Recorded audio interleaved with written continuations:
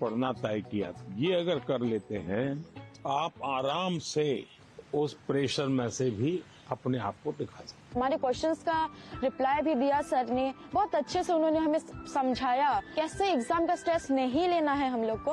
उन्होंने बहुत कुछ सिखाया। आपको आपके लक्ष्य के बारे में पता है तो आपको ना कोई डिस्ट्रैक्शन, ना कोई भी चीज नहीं रोक सकती है। आपको खुद मोटिवेटेड रहना चाहिए। Whatever the stress it may be, like just उन्हें खोल के एंजॉय करो, like don't even think about it. हर समय पर अपने आप को कसना चाहिए। Yes sir. हर बार अपने आप को चुनौती देते रहना चाहिए। Yes sir.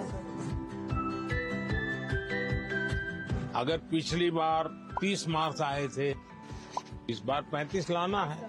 चुनौतियां तो अपने आप को करनी चाहिए। बहुत से लोग खुद से खुद की लड़ाई नहीं लड़ते। क्या कभी आपने खुद से खुद की लड़ाई लड़ना तय किया है? खुद से लड़ना है तो पहले खुद से खुद को मिलना पड़ता है। कभी अपने आप को पूछा है कि मैं जीवन में क्या बन सकता हूँ, क्या कर सकता हूँ, और मैं क्या करूँ तो मुझे संतोष मिलेगा? कई बार अपने आप को पूछना चाहिए। ऐसा नहीं कि आज सुबह एक अखबार में पढ़ लिया तो मन करता है यार ये अच्छा है, दूसरे दिन टीवी पे कुछ देख लिया तो मन करता है ये अच्छा है। ऐसा नहीं, धीरे धीरे अपने मन को कहीं पर स्थिर करना चाहिए। ज्यादातर क्या होता है, लोग इधर उधर मन भटकता रहता है, डिस्ट्रैक्शंस हो जाते हैं। तब जाकर के आप चुनौती किस चीज की करना है वो तय कर सकते हैं। तो करेंगे कोशिश। पीएम सर, मेरा आपसे प्रश्न है, आप इतने बड़े ग्लोबल लीडर हैं, आप तमाम प्रकार के पदों पर रहे हैं सर, तो सर आप हमसे कोई 2-3 बातें शेयर कीजिए ऐसी सर, जो लीडरशिप से आपसे संबंधित हो, जो हम बच्चों को आगे बढ़ने में महत्वपूर्ण हो सर। विराज बिहार का लड़का हो और राजनीति का सवाल न हो, यह हो ही नहीं सकता। देखिए, बिहार के लोग बहुत तेजस्वी होते हैं और किसी के मन में आता है लीडरशिप का भाव। जी सर। सर मेरे मन में भी आता है। कैसे बताऊं? जैसे बता रहे बता दो। कभी टीचर ने अगर हमें क्लास में माइंड करवाने के लिए रखा है, मॉनिटर बनाने के लिए रखा है, बच्चे बात नहीं सुनते, तो उन्हें समझाने का एक तरीका होता है। अब उन्हें सीधा तो ये नहीं बोल सकते ना कि बैठ जाओ वरना नाम लिख दूंगा, ये तो होएगा तो वो होर शोर करेंगे।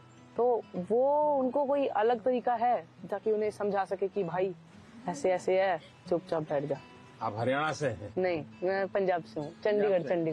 चंडीगढ़ से? हाँ जी। लीडरशिप की डेफिनेशन जो है ना, लीडरशिप यानी कुर्ता पैजामा वाला, जैकेट पहना हुआ और बड़ा मंच पे बड़े बड़े भाषण करने वाला, ऐसा नहीं होता। जैसे आप इतने लोग हैं, देखिए आप में से कोई लीडर बन गया होगा, बिना कोई कारण आप उसको पूछते होंगे, आप वो कहेगा चलो, तो आपको लगता है चलो यार चलो, अपने आप बन गया होगा एक आदमी। आपको काम उनको सुधारने के लिए नहीं कहा है, आपको खुद को अपने आप को एक एग्जाम्पल बनाना।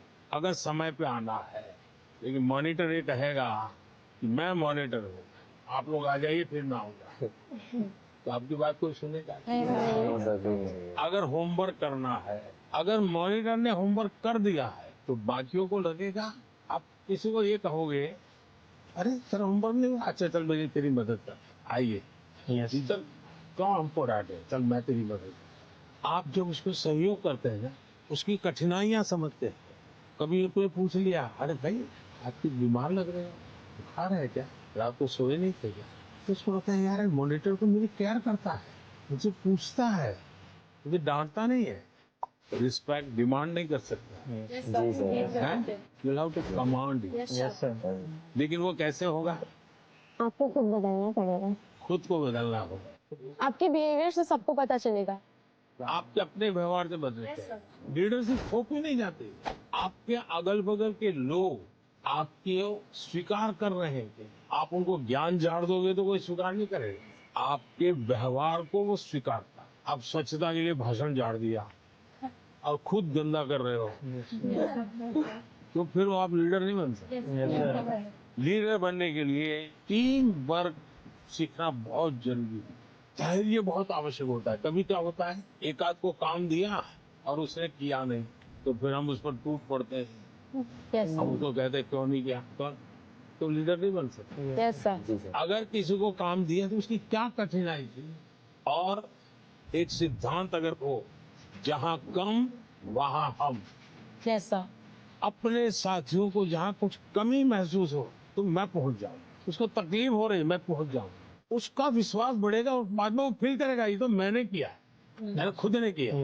ये ठीक है 80% आपने मदद की थी, यस सर लेकिन उसको लगेगा मैंने किया, वो उसका विश्वास बढ़ाएगा। और ये विश्वास जो है वो आपकी लीडरशिप को मान्यता देता है। आपने बचपन में सुना होगा, एक बच्चा मेले में गया या पिताजी ने कहा बच्चे को कि मेरा हाथ पकड़ लेना, तो बच्चे ने कहा नहीं आप मेरा हाथ पकड़। तो किसी को भी लगेगा ये बेटा कैसा है, पिता को कहता है मेरा हाथ पकड़ के चलो। तो बच्चे ने पूछा कि पिताजी आप मेरा हाथ पकड़ोगे और मैं आपको हाथ पकड़ूंगा, बहुत बड़ा फर्क है। बच्चा कह रहा है क्या? बोले मैं आपका हाथ पकड़ूंगा तो कभी भी छूट सकता है, लेकिन मुझे भरोसा है कि आप मेरा हाथ पकड़ेंगे तो कभी नहीं छूटेगा। ये जो विश्वास है ना, ये लीडरशिप की बहुत बड़ी ताकत है। और कोई? मैं त्रिपुरा राज्य से पीएमसी आर्य कॉलोनी हायर सेकेंडरी स्कूल से 12वीं कक्षा के छात्र प्रीतम दास। कहाँ पर? Belonia south Tripura district. तो यहाँ कैसे पहुँचूंगा?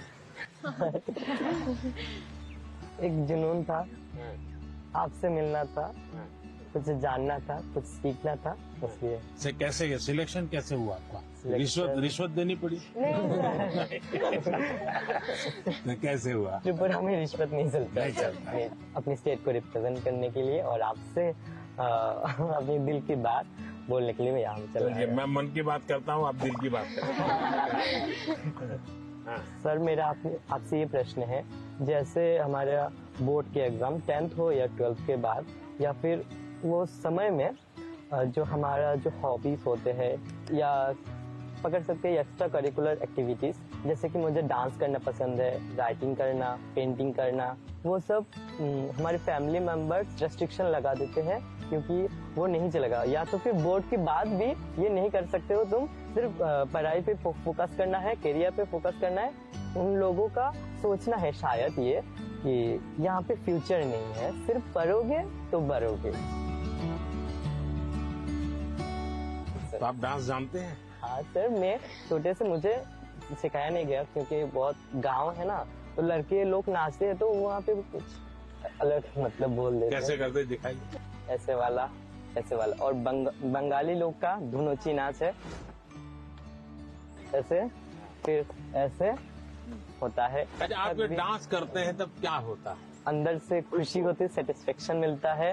थकान लगती है कि थकान उतर नहीं, जाती है? थकान उतर जाता उतर है। जाता है। इसका मतलब आप मम्मी पापा को समझाइए कि आप बताइए दिन भर आप तनाव में रहेंगे तो क्या आपका दिन अच्छा जाएगा क्या? नहीं, क्या आपको भी नहीं लगता है कि थोड़ा रिलैक्स होना चाहिए? एकदम। अगर मान लीजिए घर में एक कुत्ता पाला है जो अपने कुत्ते को इतना प्यार करता हुआ बचपन से बड़ा हुआ है और 10वीं कक्षा में आए और माँ बाप कह दें नहीं अब कुत्ते में समय मत लगाओ, वो हम तो कुत्ते को संभालेंगे, तुम पढ़ाई करो, तो आपका मन करेगा नहीं, मन बेचैन हो जाएगा। तो आपकी बात सही है और ये समझाना चाहिए कि रोबोट की तरह जी नहीं सकते, हम इंसान हैं। आखिरकार हम पढ़ाई क्यों करते हैं? आगे के क्लास में जाने के लिए। हाँ सर। हम हर स्तर पर अपने सर्वांगीण विकास के लिए पढ़ाई करते हैं। जब आप शिशु मंदिर में थे उस समय आपको बताया गया, आपको उस समय लगा होगा कि ये क्या मेहनत करवा रहे हैं, क्या पढ़ाते हैं, मुझे माली तो बनना नहीं है, मुझे फूल की क्यों बात बताते हैं। और इसलिए मैं हमेशा परीक्षा पे चर्चा करने वालों से उनको भी, उनके परिवार को भी कहता हूँ, उनके टीचर्स को भी कहता हूँ कि बच्चों को आप दीवारों में बंद करके एक प्रकार से किताबों में का ही जेल खाना बना दें तो बच्चे कभी भी ग्रो नहीं कर सकते। उनको खुला आसमान चाहिए, उनकी पसंद की कुछ चीजें चाहिए। अगर वो अपनी पसंद की चीजें अच्छे से करता है तो पढ़ाई भी अच्छे से कर लेगा। परीक्षा ही सब कुछ है जिंदगी में, इस प्रकार के भाव से नहीं जीना चाहिए। अगर आप इतना मन में बना लेंगे तो मुझे पक्का विश्वास है कि आपके परिवार को भी आप कन्विंस कर सकते हैं, अपने टीचर्स को भी कन्विंस कर सकते हैं वैभव, आपका क्या अनुभव है? सर इंटरेस्ट, आप सही कह रहे हो सर, इंटरेस्ट खत्म हो जाता है लोगों का हाँ। हमारे अंदर। हाँ, अगर किताबी कीड़ा ही बन के रहेंगे तो फिर जीवन को जी नहीं पाएंगे ऐसे तो। हाँ, तो किताबों से बाहर आना चाहिए। किताबें भी पढ़नी चाहिए क्योंकि इनमें भी बहुत ज्ञान है, मगर अपने लिए भी टाइम निकालना चाहिए। मैं किताब न पढ़ने के लिए कह ही नहीं रहा हूँ, बहुत पढ़ना चाहिए। ज्ञान को जितना प्राप्त कर सकते करना चाहिए, लेकिन एग्जाम सब कुछ नहीं है। ज्ञान और एग्जाम तो अलग चीज है। Yes sir. तो अलग चीज है। उन्होंने हमें बहुत कुछ सिखाया, लाइफ के बारे में बहुत कुछ सिखाया। परीक्षा पे कैसे टेंशन नहीं लेना है, कैसे प्रेशर को मतलब दूर भगाना है, और कैसे परीक्षा अच्छे से देना है, और किस मोटो से देना है, ये सब भी सिखाया। वो बहुत पॉजिटिव है और हमारे अंदर भी पॉजिटिवनेस देखे गए हैं। Is also empowering all the generations. कि उन्होंने हमें जो जो बताया, मैं ट्राई करूंगी कि मैं उसे अपनी लाइफ में मैं इम्प्लीमेंट कर सकूं।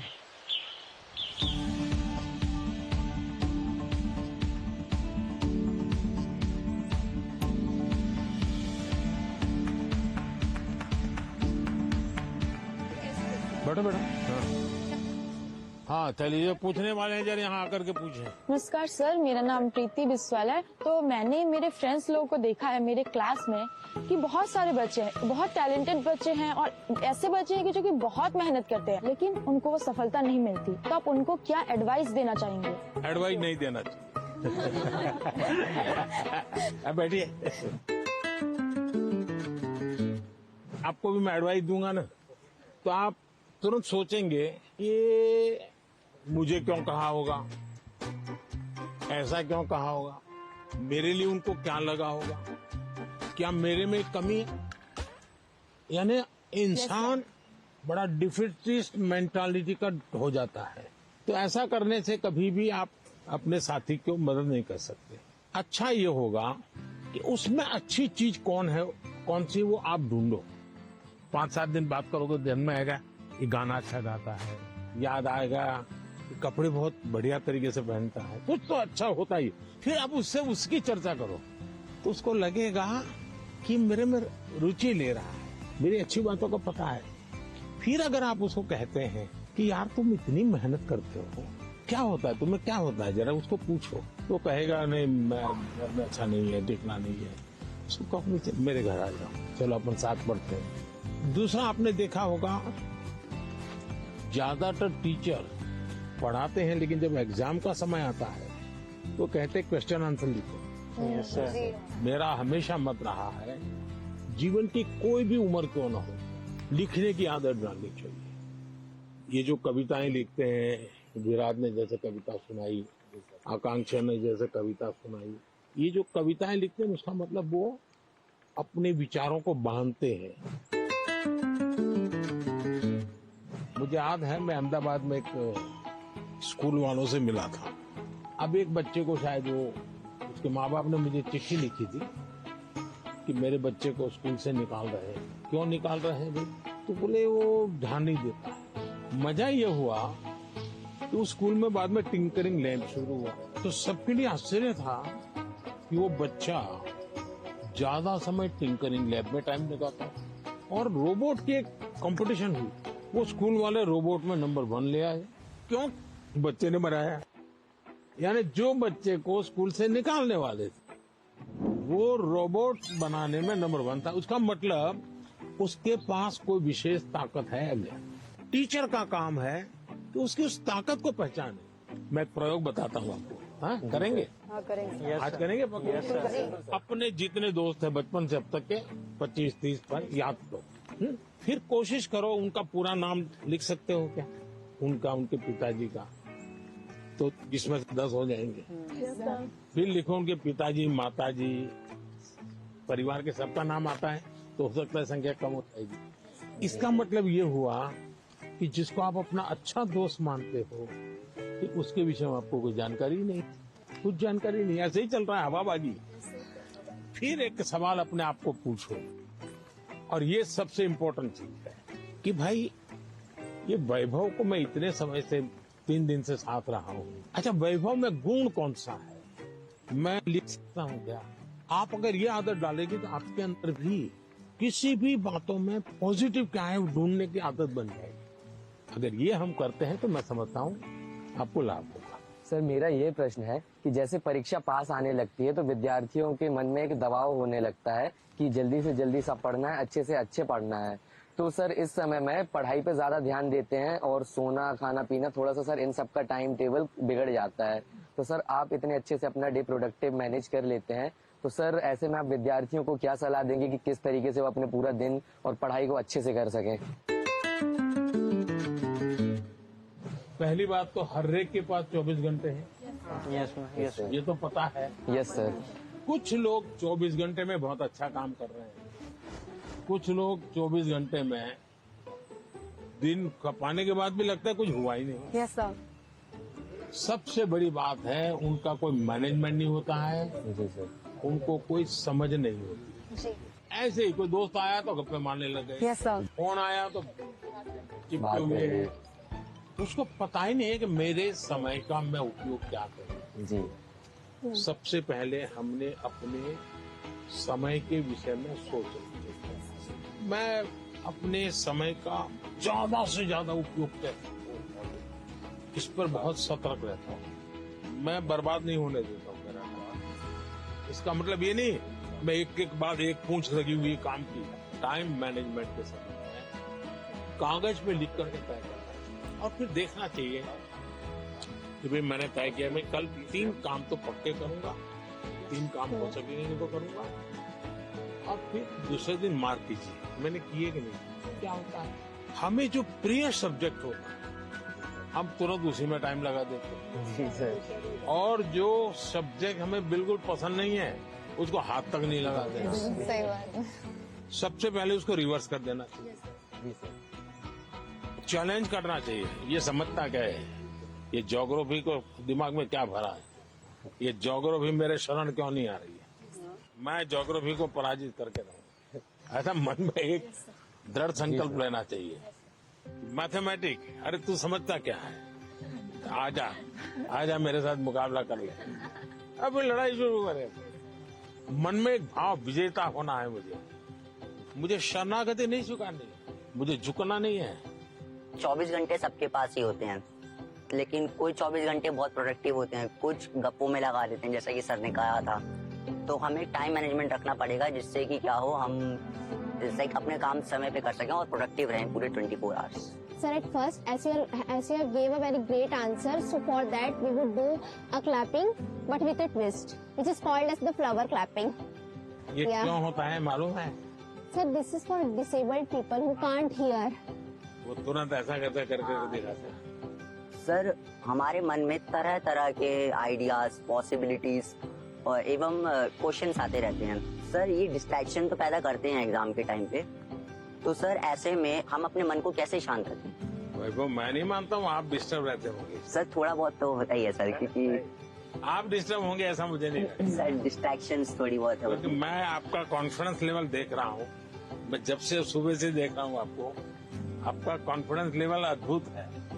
बट स्टिल सर एक बात तो होती है, क्योंकि सर एग्जाम्स तो होते ही है टफ। तो इसका मतलब ये हुआ कि आप खुद को नहीं जानते और आपको भी लगता है यार सब दोस्तों के बीच में अच्छा है, यही कहूँ हाँ यार थोड़ा टफ है। सब बच्चे 10वीं कक्षा के बच्चे एक दूसरे को बात करेंगे, यार कल पढ़ नहीं पाया, मैं नींद आ गई। जी सर। यार कल मूड ठीक नहीं था। सब ऐसी ही बातें करते हैं टेलीफोन पे दोस्तों से भी। फिर फोकस कैसे होगा भाई? सबसे अमूल्य चीज राइट नाउ अभी का टाइम प्रेजेंट।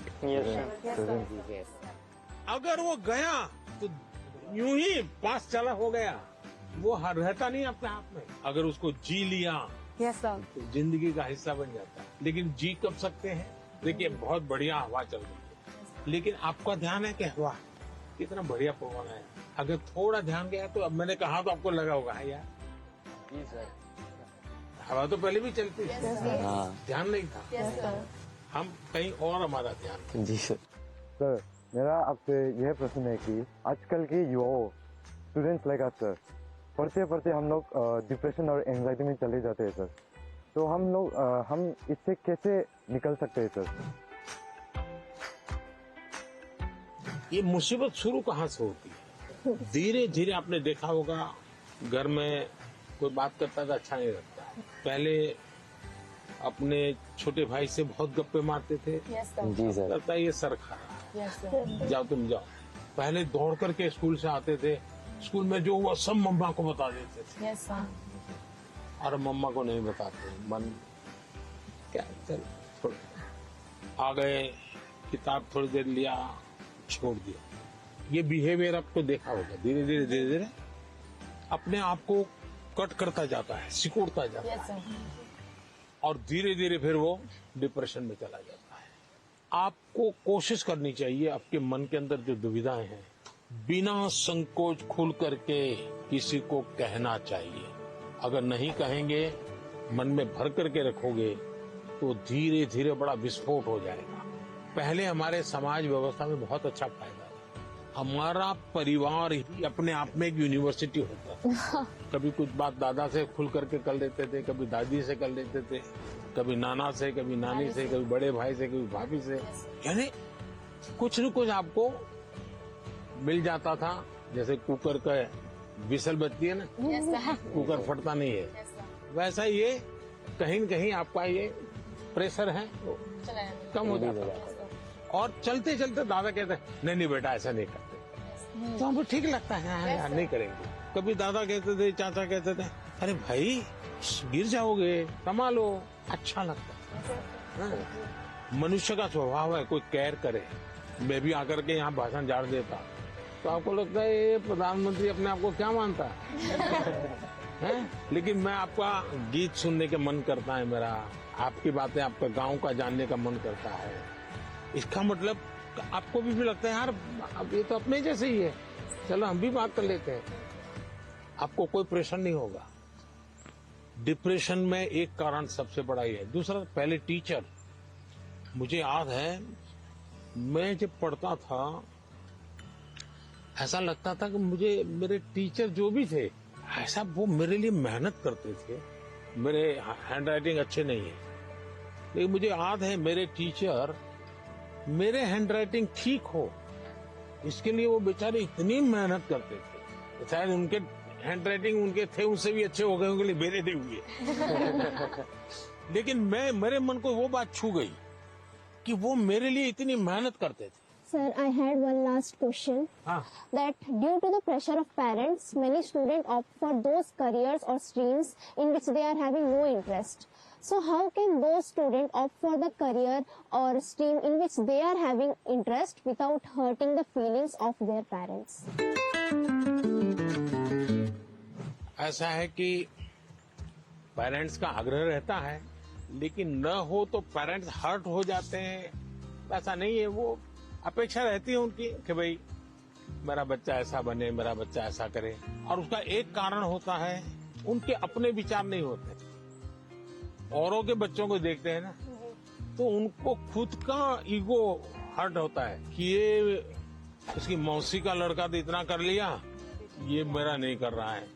तो उनका जो सोशल स्टेटस है वो उनके लिए रुकावट बन जाता है। तो मेरी तो माता पिता को एडवाइस है कि कृपा करके आपके बच्चे को आप मॉडल के रूप में हर जगह पे खड़ा मत कर दो। आप अपने बच्चे को प्यार करो, उसकी शक्तियां हैं उसको स्वीकार करो। दुनिया में कोई व्यक्ति ऐसा नहीं है जिसके पास कोई एक चीज नहीं होती है। जैसे मैंने अभी बताया, वो बच्चा स्कूल से निकाल देने वाले थे, वो रोबोट बनाने में नंबर पर ले आया। वो जो बच्चे स्कूल में कभी खेल कूद के अंदर बहुत बड़ा, अब सचिन तेंदुलकर इतना बड़ा नाम सुन रहे हैं, वो पढ़ाई के विषय में खुद कहते हैं मेरा विषय ही नहीं था, मैं कोई ज्यादा पढ़ने का मेरा रस नहीं था। लेकिन उनके माँ बाप ने उनके अंदर ये क्षमता देखी, उनके टीचर ने देखी, उनका जीवन बदल गया। मुझे कभी किसी ने पूछा था कि आप प्रधानमंत्री नहीं है, मंत्री होते, मिनिस्टर होते, और आपको कोई डिपार्टमेंट लेने के लिए पूछता कोई, तो आप कौन सा डिपार्टमेंट पसंद करते? तो मैंने जवाब दिया था मैं स्किल डेवलपमेंट डिपार्टमेंट। स्किल की ताकत बहुत होती है, हमें स्किल पर बल देना चाहिए। और माँ बाप भी, बेटा पढ़ाई में नहीं है तो कहीं और तो उसकी ताकत होगी, उसको पहचाने और उसको डाइवर्ट करें। तो मैं समझता हूँ ये प्रेशर कम हो जाएगा। पीएम मोदी ने पेरेंट्स को भी एक मैसेज दिया था कि बच्चों पर प्रेशराइज नहीं करना चाहिए, बच्चों को पेरेंट्स से सीखना चाहिए और पेरेंट्स को बच्चों को अंडरस्टैंड करना चाहिए, म्यूचुअल अंडरस्टैंडिंग होना चाहिए। वहाँ चलना है।